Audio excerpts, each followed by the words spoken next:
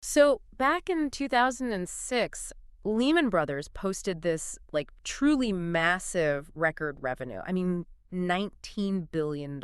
Right. And they had seen this staggering 600% growth over the previous decade. Exactly. I mean, their stock price was soaring. Their executives were celebrated everywhere. They looked completely, totally untouchable. Yeah, they really did. But then, just 2 years later, they simply did not exist. They were gone. And today we are looking at the fitness technology giant Garmin. Which is, ironically, posting the highest revenue in its entire history right now. Right. They are shipping arguably the best hardware they have ever made. And they are operating with these massive, truly enviable profit margins. Huge margins, yeah. But according to the deeply contrarian structural analysis we are looking at today, that peak performance is actually exactly why their empire is structurally destined to collapse. It's a phenomenal paradox, isn't it? It really is. I mean, we tend to equate current financial dominance with future viability, but, the two are often completely decoupled. So welcome to the deep dive. I want you, listening right now, to just take a second and look at your own wrist. Assuming you're wearing something, of course. Right, yeah. Whether you are wearing a high-end sports watch, an Apple Watch, or a sleek, smart ring, the battle for that 2 inches of real estate on your arm is undergoing this massive seismic shift. The war is moving entirely away from the physical hardware that you can actually touch. Exactly. It's bleeding into these invisible ambient AI ecosystems that you can't even see. So our mission today is to explore this masterclass in structural analysis from the 5K runner. And to really understand the mechanics of this proposed collapse, we are backing up that analysis with some heavy-hitting academic and business strategy papers. We are getting into the deep cuts today. Oh, absolutely. We'll dive into Danny Miller's paper, The Icarus Paradox. We'll look at the Boston Consulting Group's research on fighting corporate hubris. And we've also got GlobalEdge's work on corporate failures, right? All right. Plus a Yale School of Management case study on the fall of Lehman Brothers to tie it all together. But before we go any further, we have to establish the exact timeline we are talking about here. Yes, crucial point. Because this isn't, a discussion about Garmin missing an earnings call next Tuesday. Right, no. The 5K runner's central premise is anchored to a very specific multi-stage timeline. So the decline will absolutely not be visible in their financial numbers before 2027. Right. It will only start becoming like mainstream market commentary between 2027 and 2030. And then it finally becomes this deep, inescapable structural crisis between 2030 and 2035. Exactly. So we are anchoring this entire discussion to that specific horizon. Yeah. We are completely avoiding the generic, clickbait framing of, is Garmin in trouble today? Okay, so let's unpack this because, if I am putting myself in the shoes of a listener who literally just bought a brand new Garmin Epix, betting against Garmin right now feels like betting against gravity. It feels counterintuitive for sure. Right, so I want to take the tactical strength perspective for a moment to ensure we aren't creating a straw man out of Garmin here. Fair enough. Let's look at the actual anchor numbers. Under CEO Cliff Pemble, they are executing flawlessly. Consolidated revenue was $6.30 billion in 2024. Which is huge. Huge. And in 2025, they shattered that. They hit a record $7.25 billion.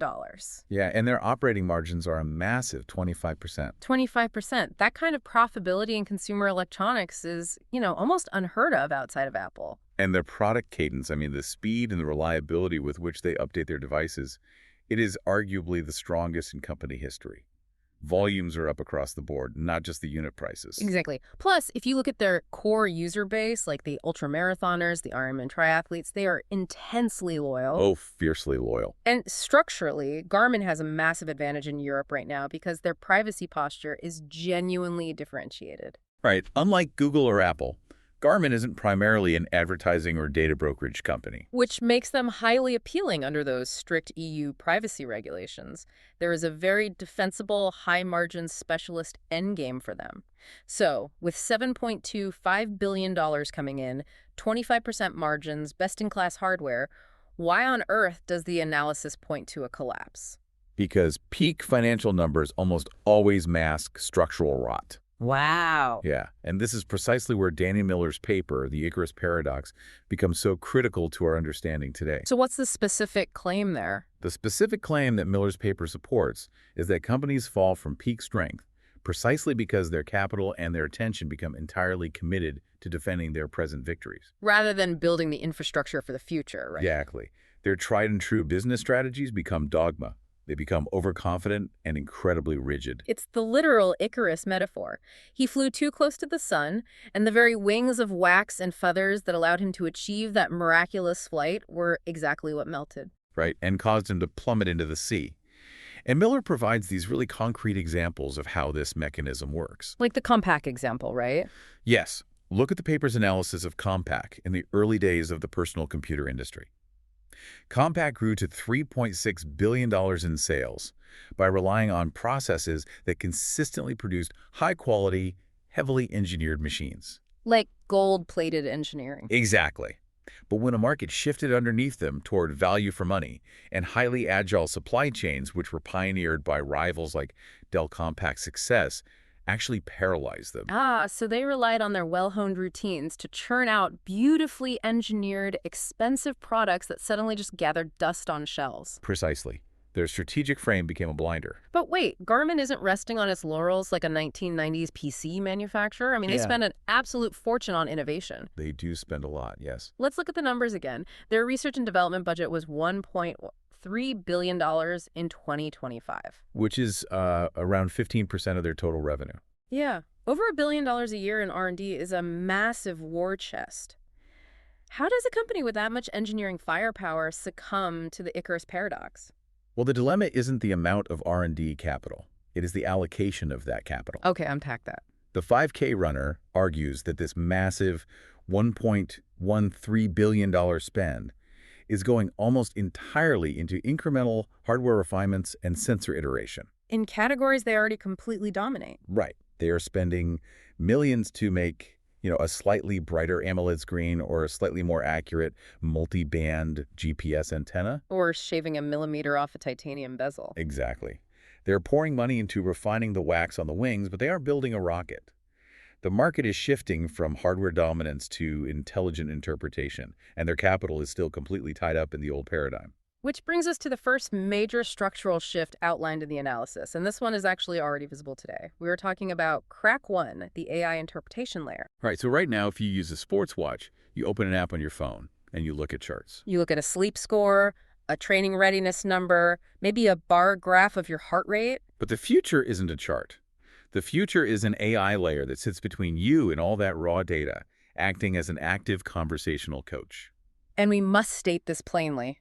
Without hedging, Whoop has shipped significantly more AI capability than Garmin, Right. while operating on a fraction of Garmin's revenue. A fraction of it, yes. Whoop's coach feature, which is powered by OpenAI, is fundamentally different from a traditional app interface. Because it's adaptive. It is adaptive and it is conversational. You can type or speak to it asking, "Why is my resting heart rate elevated this week?" And it doesn't just show you a graph. No, it synthesizes your sleep data, your recent strain, and your physiological baselines to give you a nuanced, context-aware answer. So, using a metaphor here to explain the mechanism, right now, Garmin's Connect app is essentially a dashboard. It's like staring at the instrument panel of a commercial airplane. You have all the dials, altimeter, airspeed, artificial horizon, but you, the user, have to know how to read and interpret those dials to actually fly the plane. That is a perfect encapsulation. What Whoop and Apple are building is an autopilot. The AI reads all the dials for you, synthesizes the aerodynamics, and just tells you, pull up. Garmin is still spending $1 billion a year manufacturing better dials. And that means Garmin's Connect app risks becoming a mere passive data repository, basically a dumb pipe rather than a smart destination. But I have to push back here, because if you follow Garmin's releases, you know they launched Connect Plus in March 2025. Yes, they did. They introduced something called active intelligence insights, so they clearly see the threat and they are trying to build that AI layer. They do see the threat, absolutely. But the functional gap between their attempt and the frontier models is approaching 3 years. Wow, 3 years. And it is widening, not closing. Garmin's active intelligence is still largely rules-based logic. It uses simple if-then parameters. Like if sleep is below 6 hours, then display poor recovery notification. Exactly. That is not generative contextual AI. It cannot converse with you or synthesize unstructured data the way large language models do. Okay, but building a true proprietary large language model that interprets real-time biometric data requires an unbelievable amount of ongoing cloud computing power. It is incredibly expensive. Running inference on millions of users every morning when they wake up and check their watch isn't cheap, which means you need recurring subscription revenue to fund it. And that leads directly to the second massive structural vulnerability, crack 2, which is bundle economics. Exactly. The shift to AI interpretation necessitates a total shift in business models. The 5K runner points out that Garmin recently introduced the Connect Plus software tier at $6.99 a month. And, again, we need to be declarative about the economic reality here. Connect Plus at $6.99 a month structurally cannot compete with the health features bundled into Apple One. It just can't. Let's break down the mechanics of why that is. If I'm an Apple user, I might be paying for an Apple One subscription. Right.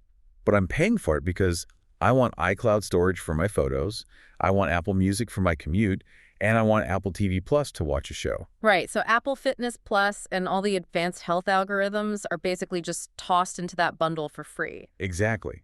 They are effectively subsidizing the health software through entertainment and utility software. But Garmin doesn't have an entertainment ecosystem. They have no broader platform fee to absorb these features into. And this is a devastating structural constraint.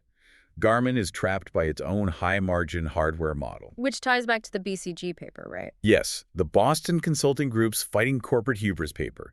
It explores a phenomenon they call active inertia. Active inertia, what does that mean exactly? This occurs when a highly successful company responds to market shifts by simply accelerating the very activities that made them successful in the past. Instead of changing their fundamental model. Right. The BCG paper warns that executives often fail to think in new boxes because their legacy business model is just too profitable to abandon. Think about the psychology of the Garmin consumer. If you just dropped $900 on a top-of-the-line titanium Fenix watch, you are going to be intensely, structurally resistant to an extra $7 monthly fee for software insights. Oh, absolutely. In your mind, that $900 should have covered the whole experience. Precisely. Garmin executives are pushing subscriptions. I mean, they specifically highlighted in their Q4 2025 earnings call that subscription revenue is growing. But it is growing from a microscopic floor. Active inertia is preventing them from breaking out of the hardware margin tunnel. They need subscription revenue to fund the AI cloud compute, but their core consumer views their product as a one-time premium hardware purchase. And if they can't build the best AI coach because of those bundle economics, well, that opens the door to the third vulnerability, crack 3, aggregator platforms. Right. DC Rainmaker has previously argued that interoperability, the ability for different platforms to talk to each other, is fundamentally changing the wearables market. We are moving entirely away from closed, proprietary walled gardens. And this interoperability compounds the hardware problem exponentially. We are entering the era of these aggregator platforms. Because of open standards and protocols, AI models like Claude or ChatGPT can now read wearable data directly. Through integration with MCP servers, right? That's the Model Context Protocol. Or Okay. simply by pinging Apple Health or Google Health Connect. Exactly. Let's explain how an MCP server actually works, because this is the invisible mechanism that destroys Garmin's ecosystem moat. Yeah, an MCP is basically a standardized bridge. It allows an AI assistant to securely query local data stores. So if Claude has MCP integration, it doesn't need to be inside the Garmin app. No, it just needs Garmin to expose your heart rate data to Apple Health. And then Claude bypasses the Garmin app entirely. It pulls the raw numbers from Apple Health, runs a massive generative analysis on your physiology, and gives you a training plan. Which means the AI layer becomes a completely hardware-agnostic coach. Yeah. The AI truly does not care if the raw resting heart rate data came from a $1,000 Garmin Epix or a $300 Apple Watch or a smart ring. It's all just data to the AI.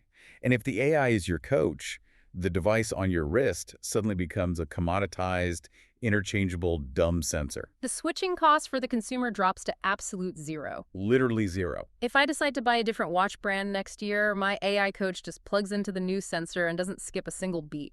I'm no longer locked into the Garmin Connect ecosystem. The Icarus Paradox text directly addresses this phenomenon when it discusses how strategic frames become blinders. Right. Garmin's entire strategic frame, their core worldview, is that the hardware device and the software data ecosystem are completely inseparable. They believe the value lies in owning the whole vertical stack. But as aggregators like Claude and Apple Health commoditize the hardware capture, that frame blinds Garmin to the fact that their ecosystem moat is simply evaporating. That has to be terrifying for a legacy hardware company. If the sports data becomes commoditized, where is the high-value data? Well, that takes us to the fourth structural vulnerability, crack 4, the medical regulatory race. And this is a crack that the 5K runner projects will become painfully visible in the early 2030s. And here we must make a very specific claim based on the regulatory filings. Apple's medical regulatory position is roughly 5 years ahead of Garmin's on breadth and scope. 5 years. I mean, in the technology sector, a 5-year gap isn't just a hurdle. It's a completely different generation. It is an absolute eternity. And understanding why that gap exists requires understanding the FDA clearance process. He's not fast. No. Apple has been aggressively, systematically collecting FDA clearances since 2018 for features like atrial fibrillation history, irregular rhythm notifications, and clinical-grade ECGs. Now, Garmin is in the race. They achieved FDA clearance for an ECG app in the US in 2023 and rolled it out to the EU and Australia in 2025. But they are trailing Apple's breadth by half a decade. I know what the hardcore Garmin user is screaming at their headphones right now. What are they saying? They're saying, so what? Garmin makes sports watches for athletes. I run ultramarathons. I don't care about an FDA-cleared AFib monitor. I care about wind resistance, running power, and transition times. And, that listener is absolutely right about what they want today. But they're ignoring the total addressable market, or TAM, of tomorrow. Sports data tracking your pace, your VO2 max, your cadence is relatively easy to capture, and therefore it is becoming rapidly commoditized. Right. Medical-grade data, however, is incredibly elusive. It requires years of clinical trials, massive legal overhead, and brutal regulatory scrutiny. Because it is so hard to get, it is incredibly valuable. So the end game isn't just selling a watch to an athlete. What is the end game, then? The end game is medical-grade devices being actively prescribed by insurers, hospitals, and clinicians. Oh, wow. Imagine it's the year 2032. You go to your cardiologist and they tell you that you need to wear a continuous cardiovascular monitor to track a slight arrhythmia. And your health insurance will actually subsidize it. Exactly. If Apple has the established clinical pathways, the FDA clearances, and a back-end infrastructure integrated with the hospital's record system, Apple wins that risk. Garmin, by focusing purely on sports dynamics, risks being demoted from the primary essential health relationship to just like a neat gadget you put on exclusively when you go for a run. They are fighting a tactical war on a battlefield defined by sports performance, while Apple and Google are shifting the entire geopolitical map of the industry toward clinical health management. They are severely outgunned on the regulatory front. Which ties perfectly into the fifth structural crack. Crack 5. Cohort replacement. This is a demographic time bomb that will detonate in the mid-2030s. And here is where the sociology of this gets really, really interesting. Think about the cultural zeitgeist around fitness. The massive mainstream endurance sports boom, the era where literally everyone you knew was suddenly training for a marathon or a half Ironman. Right, and that culturally peaked between roughly 2014 and 2018. And those specific years were Garmin's absolute glory days for acquiring new, highly dedicated, high-spending users. They locked in an entire generation of endurance athletes during that specific window. But time moves on. The younger generations, Gen Z and whatever comes after them, are not flocking to grueling solitary marathons at the same rate. No, their definition of fitness has fractured and evolved.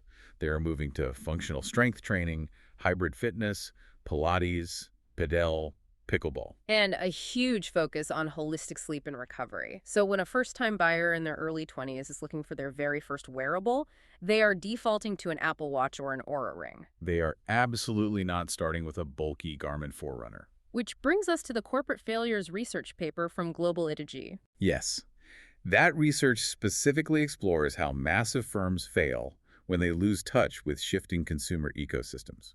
The paper analyzes how the traditional financial industry was severely disrupted by fintech startups. Because the legacy banks fundamentally misunderstood what younger consumers wanted from digital banking. They thought they just needed to, put their old services on a website, while fintechs built entirely new mobile-first ecosystems. The GlobalEdge paper really highlights that market ecosystems evolve, and if a firm does not meet the shifting objectives of the new stakeholders, it begins a terminal decline.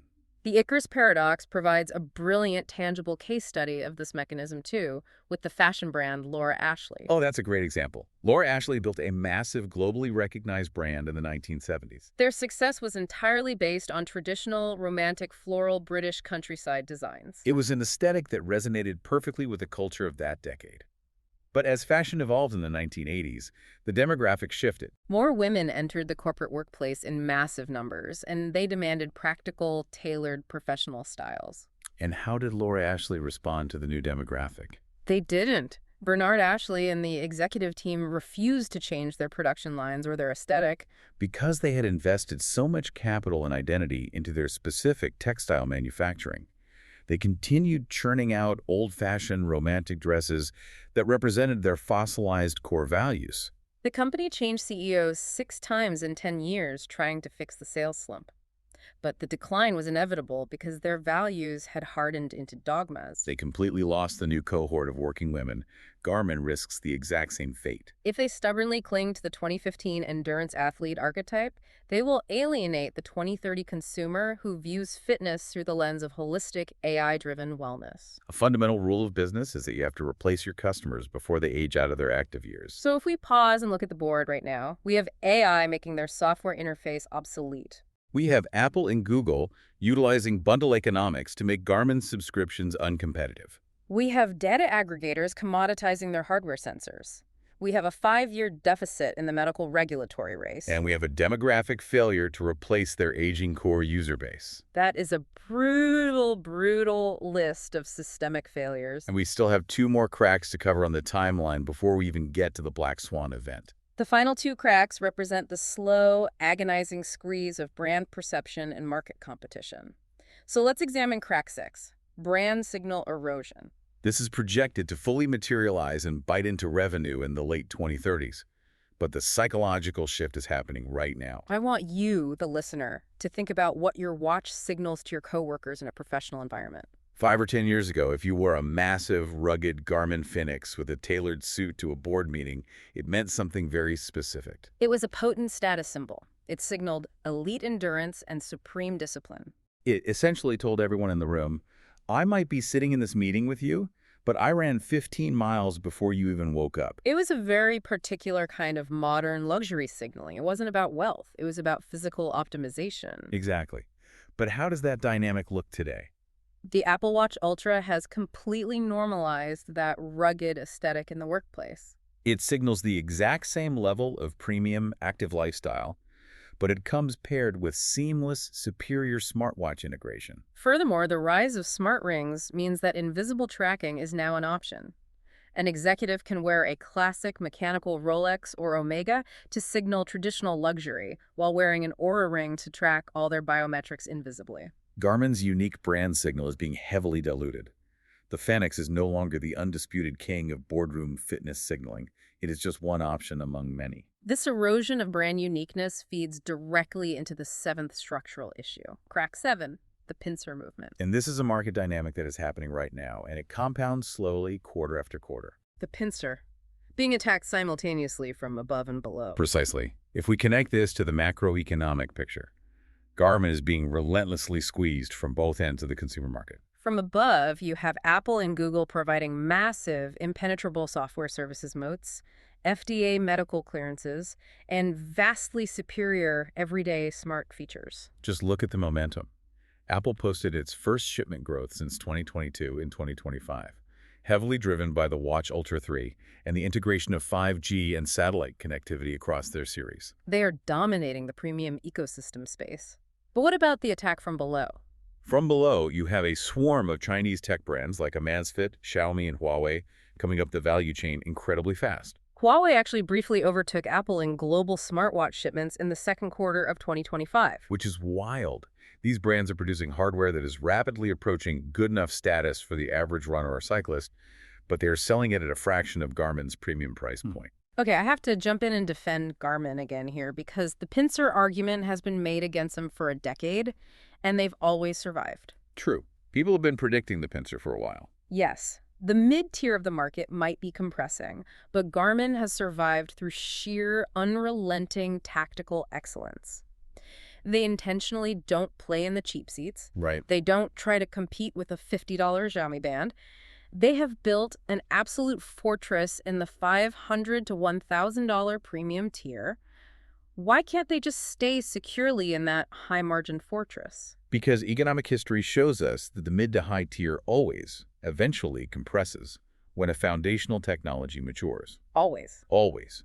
We could look at the technology adoption cycles discussed in our academic sources. Eventually, the good enough technology rising from below increases in quality to meet professional standards. While the ecosystem dominance from above lowers its barrier to entry through scale. Together, they ruthlessly crush the standalone hardware maker caught in the middle. Can you give us an historical mechanism for how that crush actually plays out? The Icarus Paradox text provides a flawless parallel with the Firestone Tire case study. Firestone. So they were huge, right? Massive. Firestone enjoyed 7 decades of virtually uninterrupted growth. They were the undisputed king of U.S. tire manufacturing. And what was their fortress? Their fortress was the traditional bias-ply tire, and they focused entirely on maximizing the manufacturing output of that specific product. But then the market shifted. Michelin introduced the technologically superior, longer-lasting radial tire from above, the premium innovation. Simultaneously, cheaper imported tires flooded the market from below. And Firestone's deeply routinized systems and factories simply couldn't adapt to radial manufacturing quickly enough.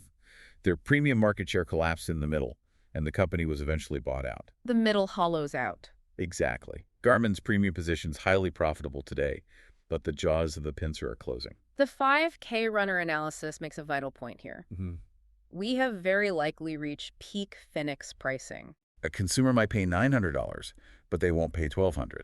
Garmin cannot simply keep raising hardware prices forever to mask the slow decline in unit volume as Apple takes the high end and Huawei takes the low end. Exactly. Okay, so we have traced these 7 deeply rooted structural fault lines, and as we established, they sit on a predictable, creeping timeline stretching from today out into the mid-2030s. You can model them, you can forecast them. But then the 5K runner analysis introduces an 8th issue, and this completely shifts the tone of the entire discussion. Because this isn't a slow-moving demographic crack.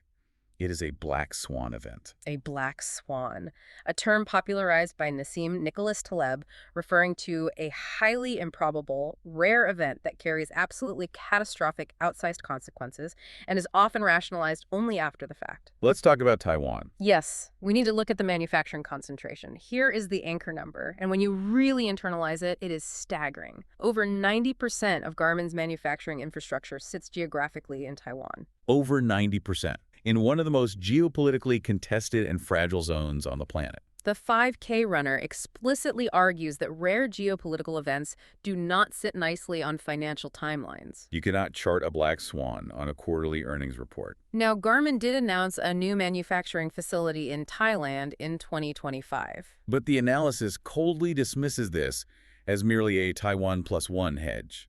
It is a token diversification, not a true scaled solution to that 90% concentration. If anything happens geopolitically in the Taiwan Strait, a blockade, an embargo, a conflict, the consequences for Garmin aren't a dip in sales. The consequences are total. This brings up a critical lesson about systemic risk and liquidity. And here we can draw a direct, incredibly sobering parallel to the Yale School of Management case study on Lehman Brothers. We mentioned their 2006 peak earlier, but let's look at the speed of their demise. On September 10th, 2008, Lehman announced a massive $3.93 billion third-quarter loss. Just 5 days later, on September 15th, they filed for Chapter 11 bankruptcy. 5 days.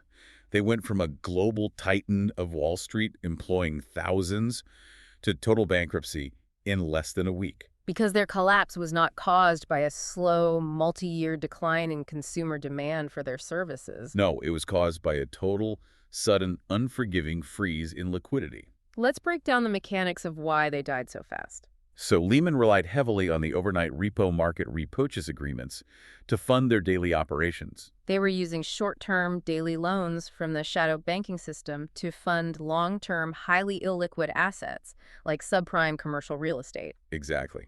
When the broader market panicked about the toxicity of those real estate assets, the counterparties simply stopped accepting Lehman's collateral. The short-term lending tap was turned off instantly. Without that daily injection of cash, they literally could not open their doors. And the physical parallel to Garmin's supply chain is chilling.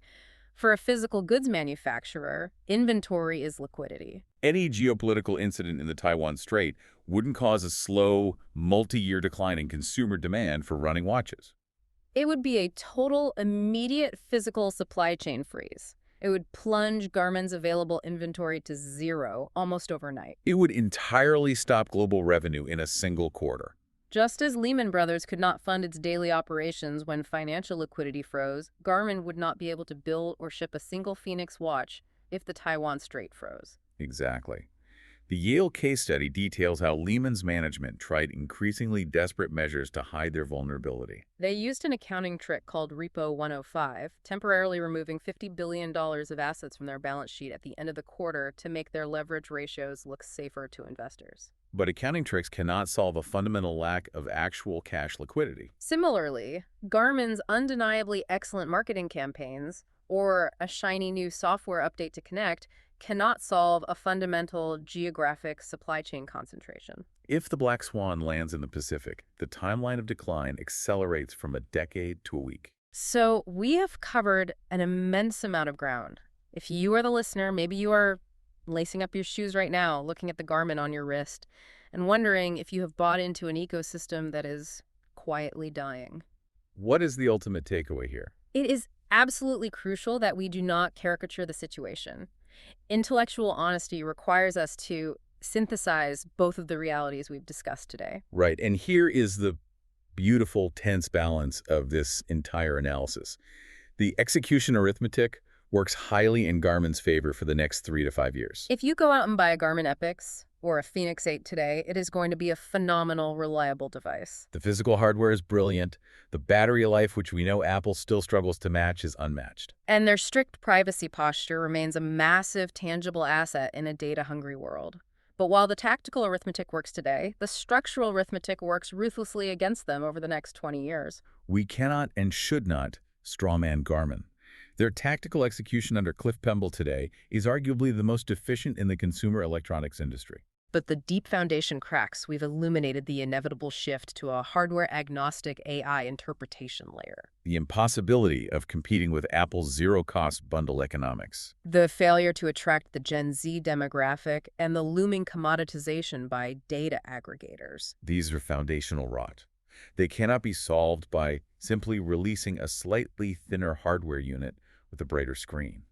Danny Miller's Icarus Paradox warns us that supreme success breeds failure when companies stubbornly double down on the exact formulas that worked in the past. The Boston Consulting Group warns us of the paralyzing trap of active inertia.